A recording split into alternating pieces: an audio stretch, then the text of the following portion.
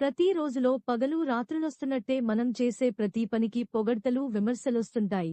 విరామమెరుగక సాగే గమ్యం తెలియని ఈ నిరంతర ప్రయాణంలో కాలం తన రథచక్రాలపైన ఈ ప్రపంచాన్ని ప్రగతిశీల దారుల్లో శరవేగంతో మున్ముందుకు తీసుకుపోతున్నప్పుడు అసలెన్ని గోళాలున్నాయన్నది లెక్కకు అందకుండా లెక్కలేనన్ని చిత్రాలు జరుగుతున్న ఈ అనంత విశ్వంలో మన సౌరకుటుంబంలో సూర్యచంద్రాది గోళాలతో సహా భూభ్రమణం భూపరిభ్రమణం, చంద్రుడు భూమి చుట్టూ తిరగడం, మన భూమి చంద్రులు కలిసి సంవత్సరానికి ఒకసారి సూర్యుణ్ణి చుట్టిరావడం వల్ల నిరంతరం అతిశయోక్తిని కలిగించే ఈ విన్యాసాలతో అమావాస్య పౌర్ణమి, రాత్రీపగలనే దాగుడుమూతల ఆటలతో నిరంతరం విస్మయం చెందుతున్నాము.